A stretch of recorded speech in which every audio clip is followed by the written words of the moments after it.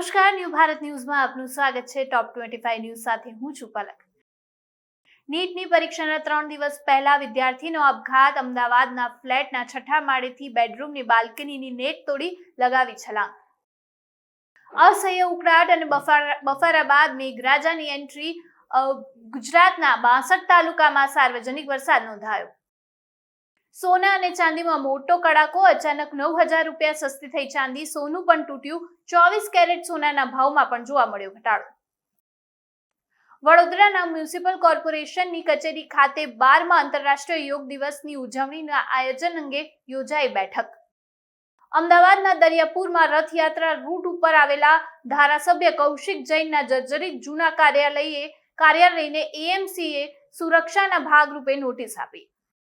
12 જૂનના રોજ યોજાનારી નીટ યુજી 2026ની પુનઃ પરીક્ષાને સંપૂર્ણ સુરક્ષિત અને પારદર્શક બનાવવા માટે કેન્દ્ર સરકાર અને નેશનલ ટેસ્ટિંગ એજન્સીની વિશેષ વ્યવસ્થા ગોઠવાઈ। સીએ ફાઇનલની પરીક્ષાના પરિણામો જાહેર। પટિયાલાના રહેવાસી નૂર સિંગલાએ સમગ્ર દેશમાં પ્રથમ સ્થાન પ્રાપ્ત કરીને ઇતિહાસ રચ્યો। ઉદ્ધવની શિવસેનાની બેઠકમાં માત્ર 3 સાંસદો પહોંચ્યા। બાકીના 6 સાંસદને નોટિસ આપવામાં આવી। હોર્મુઝ સ્ટેટ 60 દિવસ માટે ફ્રી। ઈરાનને 28 લાખ કરોડ રૂપિયાનું વળતર આપવામાં આવશે। પરમાણુ હથિયારો ન બનાવવાનું આપ્યું વચન। રાજ્યમાં શરૂઆતના 2 મહિના વરસાદમાં મોટી ઘટ પડી શકે છે। 24 થી 36 કલાકમાં ચોમાસું ફરી પકડશે ગતિ। ભાવનગરમાં રેગિંગની ગંભીર ઘટના સામે આવી છે। ઓર્થોપેડિક વિભાગમાં પ્રથમ વર્ષના 13 વિદ્યાર્થીઓએ આરોપ લગાવ્યા। અમદાવાદ મ્યુનિસિપલ કોર્પોરેશનના ફૂડ વિભાગે પાછલા 15 દિવસમાં 1027 ખાદ્ય એકમોની તપાસ કરી, જેમાં 307 નોટિસ અને 3 એકમ સીલ કરીને 5.13 લાખથી વધુનો દંડ વસૂલ્યો।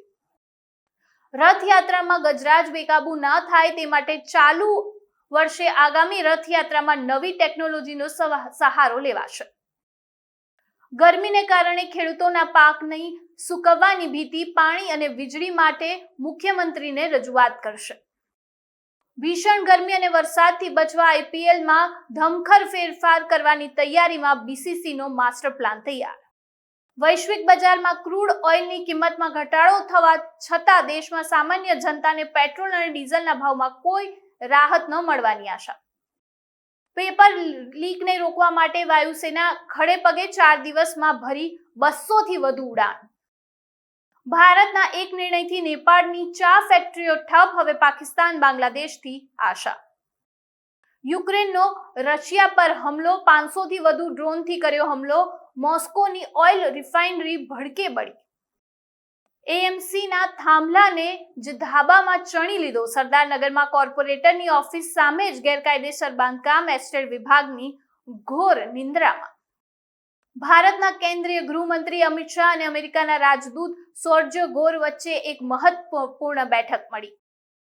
અમેરિકા ઈરાનના શાંતિ કરાર બાદ પણ ઇંધણ પુરવઠો જાળવવા કેન્દ્ર સરકારનો મોટો નિર્ણય। ડીઝલ અને એટીએફના નિકાસ પર ડ્યુટીમાં કરાયો વધારો। અમેરિકાની ઇમિગ્રેશન નીતિમાં કડકાઈ। ઇમિગ્રેશનમાં ટાર્ગેટ ઘટાડો કરીને, કારણ કે દેશની વસ્તીમાં સતત ત્રીજા ક્વાર્ટરમાં થઈ રહ્યો છે વધારો।